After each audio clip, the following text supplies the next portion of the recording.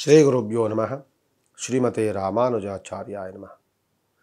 ವೀಕ್ಷಕ ಬಂಧು ಪ್ರಭುಗಳಲ್ಲಿ ಪ್ರಾತಃ ಕಾಲದ ನಮಸ್ಕಾರಗಳಾದ ಮೂಲಕ ಈ ದಿನ ವಿಶೇಷವಾದಂತಹ ಶನಿವಾರ ಬಂದಾಗ ಶ್ರೀ ಹನುಮಂತನ ದೇವಸ್ಥಾನಗಳಿಗೆ, ಶನಿಮಾತ್ಮನ ದೇವಸ್ಥಾನಗಳಿಗೆ ಆರಾಧನೆ ಮಾಡಬೇಕು. ಈಗ ನಡೀತಿರುವಂತಹ ಧನುರ್ಮಾಸದಲ್ಲಿ ಬಹಳ ಪ್ರಶಸ್ತವಾಗಿರುತ್ತೆ ಶನಿವಾರಗಳು. ವಿಶೇಷವಾಗಿ ನವಗ್ರಹ ದೋಷಗಳಿರುವಂಥವರು ನವಗ್ರಹ ಪೂಜೆಗಳನ್ನು, ವಿಶೇಷವಾಗಿ ಆರಾಧನೆಗಳನ್ನು ಮಾಡಬೇಕಾಗ್ತದೆ. ಈ ದಿನ ವಿಶೇಷವಾಗಿ ಸಂಕಷ್ಟಹರ ಚತುರ್ಥಿಯ ದಿನ ಇರುವಂಥದ್ದು. ಶನಿವಾರ ಸಂಕಷ್ಟಹರ ಚತುರ್ಥಿ ದಿನ ಬಂದಿರುತ್ತೆ. ತಾವೆಲ್ಲರೂ ಸಹ ಈ ದಿನ ಯಾಕೆಂದರೆ ನಿಮಗೆ ಬಹಳ ಅನುಕೂಲತೆಗಳನ್ನು ನೋಡುವಂಥದ್ದು. ಇನ್ನು ಕೇವಲ ಒಂದು ದಿನ ಕಾಲವನ್ನು ಕಳೆದರೆ ಹೊಸ ವರ್ಷ ಪ್ರಾರಂಭವಾಗುತ್ತೆ. ಕ್ರೈಸ್ತ ವರ್ಷ ಅಂದರೆ 2024ನೇ ಇಸವಿ ಬರುತ್ತೆ. ಈ ಕೆಲಸ ಕಾರ್ಯಗಳೆಲ್ಲವೂ ಸಹ ಯಾವುದೇ ವಿಧವಾದಂತಹ ತೊಂದರೆ ತಾಪತ್ರೆಗಳು ಬರದಂತೆ ನಿರ್ದಿಷ್ಟವಾಗಿ ಮತ್ತು ನಿರ್ವಿಘ್ನವಾಗಿ ನಡೆಯುವಂಥ ಅನುಗ್ರಹ ಕೇಳ್ಕೊಳ್ಳೋದಕ್ಕೋಸ್ಕರವಾಗಿ ಸಂಕಷ್ಟಹರ ಚತುರ್ಥಿ ದಿನ ಬಂದಿದೆ. ಆದ್ದರಿಂದ ಈ ದಿನವನ್ನು ನಾವು ಯಾರೂ ಸಹ ಮಿಸ್ ಮಾಡಿಕೊಳ್ಬಾರ್ದು. ಈ ದಿನ ಭಗವಂತನಲ್ಲಿ ಪ್ರಾರ್ಥನೆ ಮಾಡಿಕೊಂಡು ಎಲ್ಲ ಕೆಲಸಗಳಿಗೂ ಗಣಪತಿ ಪ್ರಾರ್ಥನೆಗಳನ್ನು ಮಾಡಿಕೊಳ್ಬೇಕು. ಮುಂದೆ ಏನೇ ಕೆಲಸ ಮಾಡಬೇಕಾದ್ರೂ ಮೊದಲು ನಾವು ವಿನಾಯಕನಿಗೆ ಪೂಜೆ ಮಾಡ್ತಿದ್ದೀವಿ. ಅದೇ ರೀತಿಯಾಗಿ ನೋಡಿ, ಇವತ್ತು 30ನೇ ತಾರೀಕು ಅಂದರೆ 31ನೇ ತಾರೀಕು ನಾಳೆ ದಿನ ಬಿಟ್ಟರೆ ನಾಳೆಯ ದಿನ 12 ಗಂಟೆಯಿಂದ ನಮಗೆ ಹೊಸ ವರ್ಷ ಪ್ರಾರಂಭ. ಅಂದರೆ 2024ನೇ ಇಸವಿ ಬದಲಾವಣೆಗಳಾಗುತ್ತೆ. ಆದ್ದರಿಂದ ಈ ದಿನ ಭಗವಂತನಿಗೆ ಸಂಕಷ್ಟಹರ ಚತುರ್ಥಿಯಲ್ಲಿ ಅವನಿಗೆ ಪ್ರಾರ್ಥನೆ ಮಾಡಿಕೊಂಡು ನಮ್ಮ ಇಷ್ಟಾರ್ಥಗಳೆಲ್ಲವೂ ಸಹ ಅವನ ಹತ್ರ ಕೇಳಿಕೊಂಡು ಮುಂದೆ ನಾವು ಸಾಗುವಂತಹ ದಾರಿ ಸುಗಮವಾಗಿರಲಿ, ಮಾಡುವಂಥ ಕೆಲಸ ಸುಸೂತ್ರವಾಗಿ ನಡ್ಕೊಂಡು ಹೋಗಲಿ ಅಂತ ಪ್ರಾರ್ಥನೆ ಮಾಡಿಕೊಳ್ಳುವಂತಹ ಒಂದು ಸುವರ್ಣ ಅವಕಾಶ ನಮಗೆ ಭಗವಂತ ಕೊಟ್ಟಿದ್ದಾರೆ. ತಾವೆಲ್ಲರೂ ಸಹ ಸಾಯಂಕಾಲ ನಿಮ್ಮ ಹತ್ತಿರದಲ್ಲಿರುವಂತಹ ಗಣಪತಿ ದೇವಸ್ಥಾನಕ್ಕೆ ಹೋಗಿ ಸಂಕಷ್ಟಹರ ಚತುರ್ಥಿಯ ಪೂಜೆಯಲ್ಲಿ ಭಾಗವಹಿಸಿ. ನಮ್ಮ ದೇವಸ್ಥಾನದಲ್ಲೂ ಸಹ ವಿಶೇಷವಾದಂತಹ ಆರಾಧನೆ, ನಮ್ಮದು ಮಹಾಗಣಪತಿ ದೇವಸ್ಥಾನ ಪ್ರಧಾನ ದೇವರಾಗಿರುತ್ತೆ.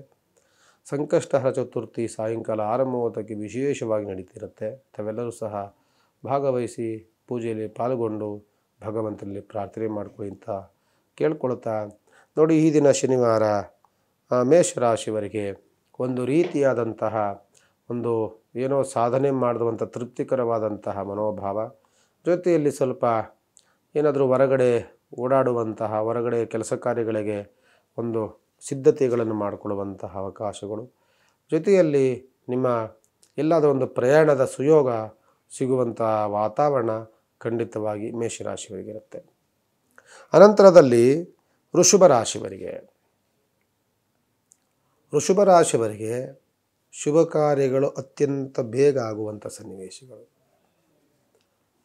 ಶುಭ ಕಾರ್ಯಗಳು ಅಂದರೆ ಕೇವಲ ಮದುವೆ ಮಾತ್ರವೇ ಅಲ್ಲ, ಒಂದು ಜಾಗವನ್ನು ಖರೀದಿ ಮಾಡುವಂಥದ್ದು, ಅದಕ್ಕೊಂದು ಪೂಜೆ ಮಾಡುವಂಥದ್ದು, ಮನೆಗೇನಾದರೂ ಒಂದು ವಸ್ತುಗಳನ್ನು, ವಾಹನಗಳನ್ನು ಖರೀದಿ ಮಾಡುವಂಥದ್ದು, ಅಥವಾ ಒಂದು ಜಮೀನಿನ ಕೊಂಡುಕೊಳ್ಳುವಂಥದ್ದು, ಸೈಟನ್ನು ತೆಗೆದುಕೊಳ್ಳುವಂಥದ್ದು, ಪಾಯ ಪೂಜೆ ಮಾಡುವಂಥದ್ದು, ಮನೆಯನ್ನು ಕಟ್ಟುವಂತಹ ಅವಕಾಶಗಳು, ಮದುವೆ ಮಾಡುವಂತಹ ಅವಕಾಶಗಳು, ಮುಂಜಿಗಳನ್ನು ಮಾಡುವಂಥದ್ದು, ಈ ರೀತಿಯಾದಂತಹ ಉತ್ತಮವಾದಂತಹ ದಿನವಾಗಿ ಮಾರ್ಪಟ್ಟಾಗಿ ನಮಗೆ ಇದರಲ್ಲಿ ಏನಾದರೂ ಒಂದು ಮಾಡುವಂತಹ ಅವಕಾಶಗಳು ಖಂಡಿತವಾಗಿ ವೃಷಭ ರಾಶಿಯವರಿಗೆ ಸಿಗುತ್ತೆ. ಇನ್ನು ಮಿಥುನ ರಾಶಿಯವರಿಗೆ ವ್ಯವಹಾರದಲ್ಲಿ ಪ್ರಗತಿ ಇದೆ, ಕುಟುಂಬ ಸೌಖ್ಯ ಇದೆ, ಬರಬೇಕಾಗಿರುವಂಥ ಹಣ ಮಾತ್ರ ಬರ್ತಾ ಇಲ್ಲ. ಒಂದು ಹಣಕಾಸಿನ ಟೆನ್ಷನ್ ಇರುತ್ತೆ. ನಿಮಗೆ ತುಂಬ ಶ್ರಮವನ್ನು ವಹಿಸಿರ್ತೀರಿ, ತುಂಬ ಕಷ್ಟವನ್ನು ಪಟ್ಟಿರ್ತೀರಿ, ವ್ಯವಹಾರದಲ್ಲಿ ಎಲ್ಲವೂ ಸಹ ಭಾಳವಾದಂಥ ಅನುಕೂಲತೆಗಳನ್ನು ಮಾಡಿಕೊಟ್ಟಿರ್ತೀರಿ. ಆದರೆ ಬೇರೆ ಎಲ್ಲ ವ್ಯವಹಾರಗಳಾಗುತ್ತೆ, ಹಣಕಾಸಿನ ಅನುಕೂಲಗಳು ಮಾತ್ರ ನಿಮ್ಮ ಹತ್ರ ಆಗೋದಿಲ್ಲ, ಮತ್ತು ಕೈನಲ್ಲಿ ಹಣಕಾಸು ನಿಲ್ಲೋದಿಲ್ಲ.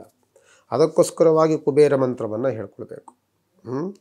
ನಂತರದಲ್ಲಿ ಕರ್ಕಾಟಕ ರಾಶಿಯವರಿಗೆ ವ್ಯವಹಾರದಲ್ಲಿ ಪ್ರಗತಿ ಇದೆ, ಕುಟುಂಬದಲ್ಲಿ ಸೌಖ್ಯದ ವಾತಾವರಣ ಇದೆ, ಜೊತೆಯಲ್ಲಿ ತಂದೆಯಿಂದ ಉಡುಗೊರೆ, ತಂದೆಯಿಂದ ಬುದ್ಧಿ ಮಾತುಗಳು ನಿಮಗೆ ಸಿಗುತ್ತೆ. ಅದರಿಂದ ನಿಮಗೆ ಬಹಳ ಅನುಕೂಲತೆಗಳಾಗುತ್ತೆ.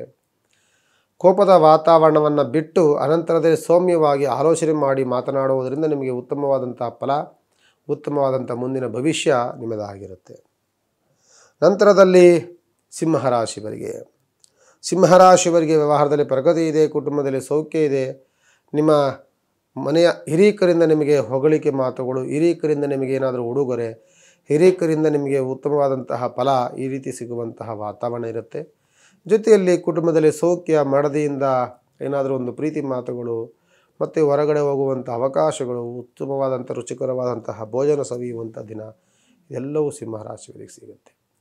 ಕನ್ಯಾ ರಾಶಿಯವರಿಗೆ ಸ್ವಲ್ಪ ವಾಹನದಲ್ಲಿ ಹೋಗಬೇಕಾದ್ರೆ ಸಣ್ಣ ಪುಟ್ಟ ಅವಘಡಗಳು, ತರಚಿದ ಗಾಯಗಳು, ಮಂಡಿಗೆ ಕೈ ಕಾಲುಗಳಿಗೆ ಸ್ವಲ್ಪ ಎಡವಿ ಬೀಳುವಂಥ ಸನ್ನಿವೇಶಗಳು, ಮತ್ತು ಸಣ್ಣ ಪುಟ್ಟ ವಿಚಾರಗಳಿಗೂ ಸರ್ರಂತ ಕೋಪ ಬರುವಂಥದ್ದು, ಕೋಪದಿಂದ ಮಾತನಾಡುವಂಥದ್ದು, ಅವಾಚ್ಯ ಶಬ್ದಗಳನ್ನು ನುಡಿಯುವಂಥದ್ದು, ಬೇರೆಯವರು ನಮ್ಮನ್ನು ಮಿತ್ರರೂ ಸಹ ಶತ್ರುಗಳಾಗುವಂಥ ಸನ್ನಿವೇಶಗಳಿರುತ್ತೆ. ಜಾಗ್ರತೆ.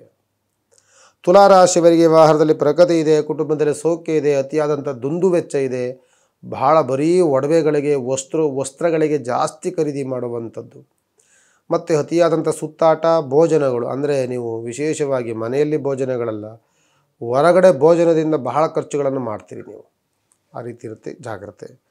ಅನಂತರದಲ್ಲಿ ವೃಶ್ಚಿಕ ರಾಶಿಯವರಿಗೆ ಶುಭ ಕಾರ್ಯಗಳ ಚಿಂತನೆ, ಮದುವೆ ಮಂಜುಗಳಾಗುವಂಥ ಸನ್ನಿವೇಶಗಳು, ಮನೆಗೆ ಏನಾದರೂ ಒಂದು ವಸ್ತುಗಳನ್ನು ಖರೀದಿ ಮಾಡಲಿಕ್ಕೆ ಮನಸ್ಸನ್ನು ಮಾಡುವಂಥದ್ದು, ಆ ಬುಧ ಶುಕ್ರನ ಬಹಳ ಅನುಕೂಲವಾಗಿರುತ್ತೆ.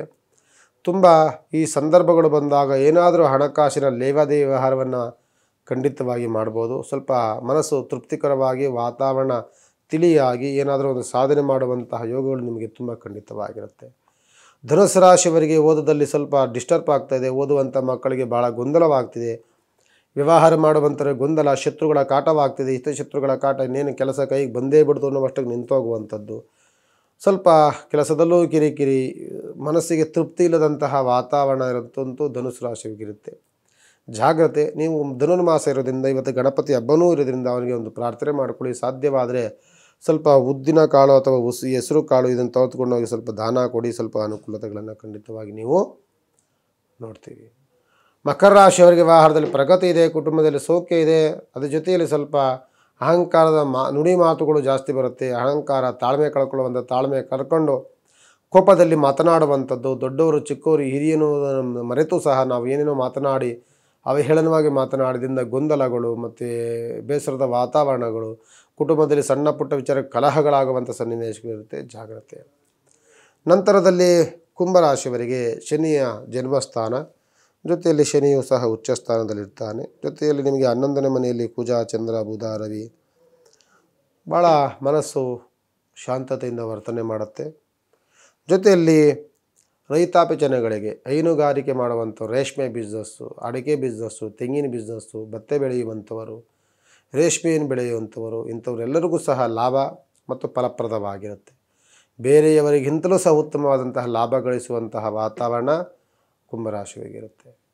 ಅನಂತರದಲ್ಲಿ ಮೀನರಾಶಿಯವರಿಗೆ ಸ್ವಲ್ಪ ಅವ್ರಿಗೂ ಸ್ವಲ್ಪ ಸುತ್ತಾಟ, ಅಲೆದಾಟಗಳು, ಬಹಳ ಆಯಾಸದ ವಾತಾವರಣಗಳು, ನಾವು ಮಾಡ್ದಲೇ ಇರುವಂಥ ತಪ್ಪುಗಳಿಗೆ ನಾವು ಹೊಣೆಗಾರಿಕೆ ಹೊರುವಂಥದ್ದು, ಕೋಪವ ಮಿತಿಮೀರಿ ಅವಾಚ್ಯ ಶಬ್ದಗಳನ್ನು ನುಡಿಯುವಂಥದ್ದು, ಕೆಲಸ ಮಾಡುವಂತಹ ಜಾಗದಲ್ಲಿ ಮೇಲಧಿಕಾರಿಗಳಿಂದ ಕಿರುಕುಳ ಅಥವಾ ತೊಂದರೆ ಅಥವಾ ತಾಪತ್ರಗಳು ಇದೆಲ್ಲ ಆಗುವಂಥ ಸನ್ನಿವೇಶಗಳಿರುತ್ತೆ. ಜಾಗ್ರತೆಯನ್ನು ವಹಿಸಿ ಅಂತ ಹೇಳ್ದ ವಿಶೇಷವಾದಂತಹ ಈ ದಿನ ಶನಿವಾರದ ಜ್ಯೋತಿಷ್ಯ ಕಾರ್ಯಕ್ರಮಕ್ಕೆ ಮಂಗಳವನ್ನು ಮಾಡ್ತೇನೆ. ಭಗವಂತ ನಿಮ್ಮೆಲ್ಲರಿಗೂ ಸಹ ಒಳಿತನ್ನು ಮಾಡಲಿ.